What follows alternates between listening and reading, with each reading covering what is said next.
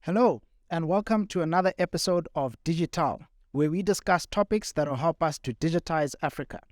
Today, we have a really interesting topic. Our topic is, what is reality, and is AI blurring the lines? To discuss that, we have an awesome panel. In the studio with me, I have Dapo Adeyemo, who is the CEO of Chronology, and online we have some seasoned guests who will be joining us. We have Loiso Gondogwana, who is a seasoned software engineer, and we have Michael Roberts, who is the chairman of Chronology. Welcome, everyone. And my name is Musa Nyamande. I'm one of the co-founders at Chronology, and I'm the head of delivery, working on all the software development projects that we do. Welcome, everyone, to this episode of DigiTaal. So we're going to jump straight into it. And yeah, our first question is, from your perspective, and Dapo, will start with you. In your words, right, what is the concept of artificial intelligence? What does it mean to you? So, it's a very broad topic, and it probably means something different to a lot of different people.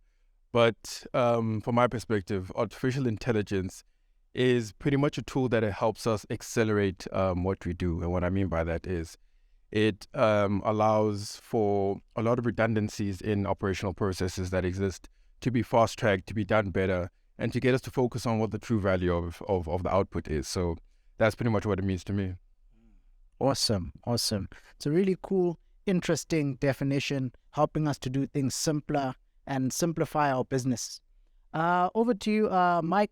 I'll ask you for your definition of what AI is. What does it mean to you? I suppose very similar to DARPA around, it is a very broad definition for different types of people, but I think the main concept is around automation, the ability to design things that can automate itself, automate processes that can aid us, can assist us, can help us. But with that comes a lot of caveats. So yeah, definitely the concept is AI is there to help automate and make things a bit more efficient and take technology to the next stage. Awesome. And yeah, straight on to you, Lois. So what's your definition of AI or artificial intelligence? Thanks, Musa. So I think my also probably lean towards what Mike said, right? Because AI is just another digitization essentially, right? So automation is here to solve the mundane tasks that humans do, right? So AI for us is essentially that advancement, right, in that automation. So essentially all those mundane tasks that humans, end up doing, which essentially is what I call donkey work, AI is going to remove that for us, right? So for me, that's what AI is for. It's essentially freedom. It also comes with a lot of responsibility as well as accountability, because with the freedom that comes, there's a lot of responsibility that comes with it. So we also need to exercise it with a bit of caution as well. So for me, that's like my definition of what AI is. Interesting, very interesting definitions there. You've mentioned freedom that comes with it, and it has an opportunity to replace a lot of donkey work. And that's a nice segue into our next question. AI has actually created some fear in certain people. So I'd like to get your views on why that is. Why do you think some people are afraid of AI and what AI is going to do? Yeah, I think it's pretty much the fear of the unknown. So we fear what we don't understand. We fear what we cannot conceptualize. So because there's still a very big gap from an understanding perspective, a lot of people are fearful around what AI does. And there's this very big misconception that AI is here to take over. The machines are coming. Our jobs are doomed. And it's not really the outcome. So there are valid concerns in terms of how the technology is fed in terms of the data sets. So there's a lot of conversation around removing bias from different data sets. So we have a proper reflection of, for instance, the sovereign population that these systems are actually trained on. But in my view, the benefits outweigh the concerns that we can actually remedy. But all in all, it's the fear of the unknown. It's the fear of, or the lack of understanding in terms of what it is and what it's capable of. Thanks, Dapo. And Loiso, perhaps just to carry on from your point, Dapo has mentioned that essentially there's work that's underway to remove bias from certain AI solutions. So, how do you think we can practically remove that bias? And what are the ways that you'd recommend for us to remove that bias so that we can address some of the fears that people have with AI? Yeah, Loiso, over to you. Thanks, Musa. So fear is, I think we shouldn't be scared of fear, right? It's what makes us human, right? It's what differentiates us from machines. But essentially, it's a matter of putting people at ease, with that fear. So fear is a good thing because sometimes fear is what actually, can make us traverse the right path, essentially, right? But we mustn't use fear, to stifle things such as innovation. So essentially, people just need to be made to understand what are the benefits, essentially, of what AI comes with. I'll make a simple example. Back in the day, I mean, we used to do our continuous integration process very manual intensive. If you look at that today, how many guys do you need to do your continuous integration? Essentially none, right? You do all of that, it's automated. So essentially that's what I mean by donkey work, that the people that are scared, they are scared because they've been doing donkey work for as long as they remember. And now they are scared of what do I do in the absence of that donkey work not being available. But essentially, I've always been this advocate that humans were meant to do much more advanced tasks because the brain is essentially a powerful machine. So essentially, automation or digitization or AI or blockchain, essentially, all these things essentially is going to give us that freedom so that we can do much more advanced tasks as human beings. Awesome. Thanks for that very, very clear, interesting answer. I think mentioning that fear is a valid emotion, it is what distinguishes us from the machines. Mike, I'd like to hear your views and your thoughts on that and the fear that AI has caused. Yeah, I think very similar to Loiso. My thing is around. I think the unknown is always scary, and we don't know. And unfortunately, there's a lot of fake news and drama around the word AI, and everyone takes the connotation of Terminator, as coming for your job or coming for your life. I think there's a lot of misunderstanding. So there's definitely a huge need for education and change management around what is AI doing and what's the value proposition. There is definitely on some negative connotations, and I think that's where the opportunity for what I call the moderator component is. How do we check ourselves in terms of controlling that fear? How do we counterbalance the false narrative? How do we showcase the value and what automation brings, and exactly what Lois is talking about? How do we raise the skill level? How do we raise the bar? And that's the promise of AI. So the promise of AI is amazing. The fear with that is always change is always going to bring about uncertainty, and particularly the people who don't know. So those that are in the know more than those that don't know. But the value proposition is huge, and I think the trick is how do we sell the value proposition, but also mitigate the fears that people have by educating. It's a great promise. AI has a lot to deliver and a lot to show for itself. It definitely means we have to be more advanced in how we service our customers and our people around us. And the low-level tasks are kind of done for us. But the trick is to make sure we understand those low-level tasks so that they can be continually moderated and checked and counterbalanced. The danger is becoming lazy and allowing the AI to think for you. And I think that's not the intention of AI. It's always the unintended consequences. AI is there to enhance and to enable us, not to take away the understanding or the content knowledge that we need to know to do the job we want to do. Absolutely. Thank you very much, Mike, for those views. And I'd like to also hear from the viewers, anybody who's watching this or listening to this. If you have the opportunity, please do comment. Tell us about if you've experienced that, if you have a fear for AI, what is that fear, what's driving that fear, and how do you think we can address those fears? And I'd also like to move on to the next topic. And Mike, you've mentioned that AI presents an opportunity, it has a promise. So, Dapo, I'd like to hear your views on what promise AI is presenting, what cool ideas you've come across or that you've thought of that AI can be used for. What promise is AI presenting in your view? Yeah, I think we could probably talk the whole day around the opportunities and what it brings as a technology. But just to give maybe a couple of teasers in terms of, if you just consider just the data population that we have on the African continent, we understand that there's a very large data set that's untapped, that is uncatered for and underserved. So AI has the credible opportunity to actually start serving those people and creating proper solutions for Africans by Africans. We've already seen like crazy projects that are happening on the continent. There's an application from a startup in Nigeria. It's called Ubenwa, and what they do is it's more like a medtech solution. So what they've been able to do is they've been able to identify certain respiratory and neurological issues in kids, or in infants rather, by tracking or using biomarkers that they get from analyzing the tone and the pitch of the baby's crying.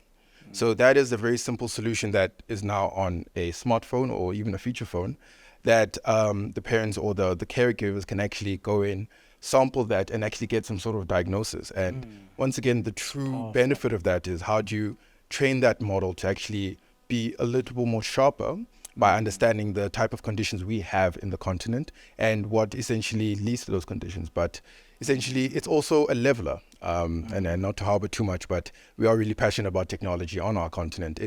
AI is a leveler in terms of getting Africa to where it needs to be from a technological perspective, but also being at the forefront. Once again, massive data sets that we can train on, massive opportunities. And yeah, I pretty much see it as a game changer. Pretty much chat the whole day about those type of opportunities. That's what we're really passionate about. But yeah, just in terms of snippet, I think they're massive opportunities. That's brilliant. Yeah, that's powerful. That use case that you've mentioned is really powerful, and that can expand to many other applications and many other solutions. So, to our guests online, Loiso, we'll go to you first. What do you think AI is promising, and what cool ideas have you come across that AI can potentially deliver on?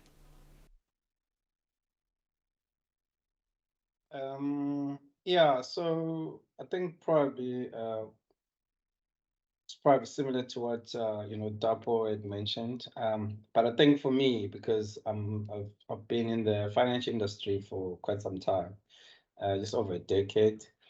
So for me, I think that's where I'm actually looking for disruption, right? Because my nature, I'm a disruptor, right? So that's where I think, and I've seen a couple of um, solutions coming out of Africa, essentially, in that space, utilizing AI, couple of startups which I saw at the African Tech Festival last year. So for me, I think that's where lies the true promise, where the financial knowledge or the financial research that was available to institutions can become available to the average Joe on the street, essentially. And people can essentially start creating wealth for themselves. So for me, I think that's where the true game changer, right? Because Africa is the future. I mean, if you look, we've got the youngest population, as Dapo has mentioned. One of the data sets that we have, if we actually can use it, the opportunities that are there, they just there's no limit, essentially, right? So that's where I think for me, Africa, especially the practitioners, they need to come together across the continent and essentially start collaborating and creating these solutions that will essentially enable Africa to operate, in the global scale. Yeah. Awesome. And yeah, Mike will also like to get your views, perhaps maybe looking specifically at financial services or fintech or any other industries. What do you think AI is promising for those industries? Well, I think similar to the revolution with the phone, the smartphone. It opened up access to a world that most people never had access to previously. So, and it continues to do so. So AI has that promise. And we look in terms of financial markets or fintech. The ability to understand your spend, your ratio, your credit. We can change credit models. We can change the way we lend money. We can change the way we finance structures. We can change the way we engage with informal settlements. So we can look at how AI, particularly in the African context, can open up the informal sector.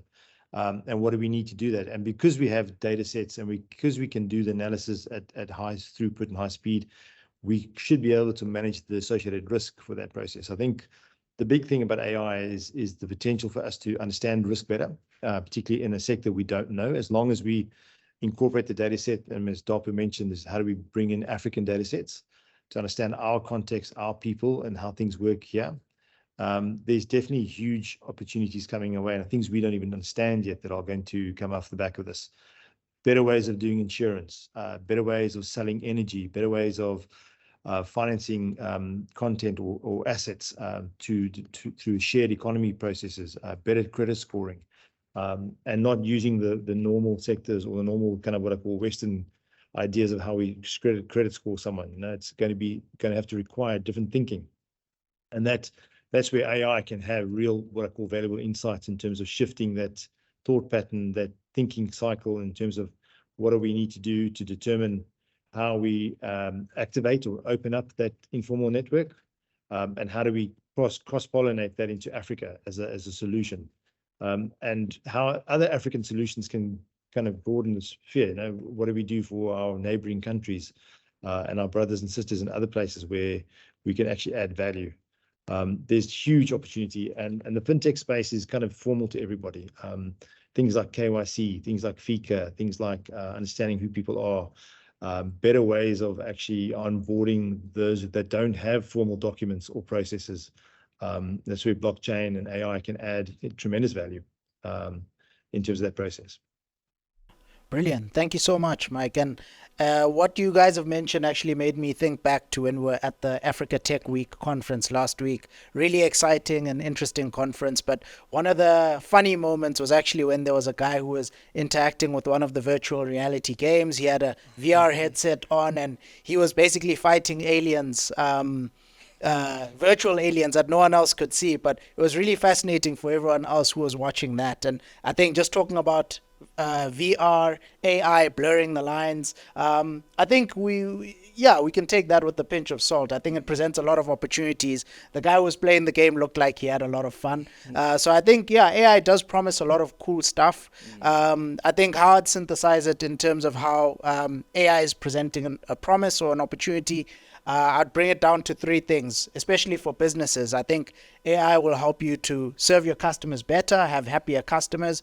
AI can help you operate your business more simply, making it more efficient so that the business can earn higher profits. And I think also AI can also help you to become more compliant with regulation, which helps your business to be more sustainable and just generate more sustainable revenues and profits and value for your business.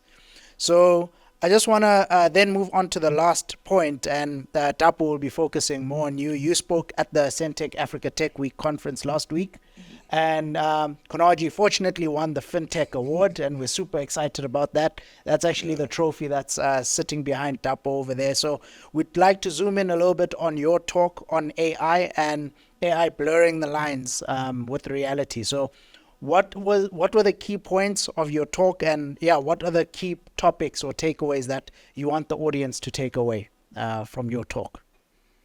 So in terms of the key aspects, we pretty much unpacked very briefly just the illusion of reality and how AI is definitely blurring the lines, but also changing perspectives. So reality is essentially it's a form of perspective. It's what your perspective is. That's why your reality and my reality can be very different of the exact same experience. It's very big on perspective. So We also spoke about from a authenticity in content, how AI is further blurring the lines there, where who is the actual creator of the content. As you all understand, AI or AI creation tools, they look at a subset of data, they analyze the data, and then they create something. But who is the actual originator of that creation? Is it the person whose artwork was used to feed in these AI generators? As the person who clicked a couple of buttons to create a new piece of artwork? We're just pretty much debunking, unpacking that topic in terms of creation and who actually sits with the rights for that. We also looked at something or some issues with trust, which we've also mentioned now today in terms of the fear of the unknown, but also some of the misconceptions that are coming with the biases and discrimination that we can see in the data sets, where we're just taking like-for-like solutions, but not actually doing the groundwork to make sure that we are fully represented in the data sets that are used to train these solutions. And yeah, I think we ultimately then went on to the opportunities, where, as you would have heard on some of the speakers that were already speaking here, there's massive opportunity. There's massive work that can be done to actually help us accelerate what we're doing from a technology perspective. We just need to make sure that we do the groundwork. Once again, there is no quick solution. We always need to go back to the basics. It's always about the data. And if we can get the data right, then we can definitely leverage these type of solutions. So it was pretty much from a philosophical to more tangible solution or tangible outcome. That was the core of that. So yeah, I think that was pretty much the synopsis of it. All right, awesome. Thanks so much for sharing that summary. The talk sounds like it was really interesting, and we'd also like to hear from our viewers what their views are.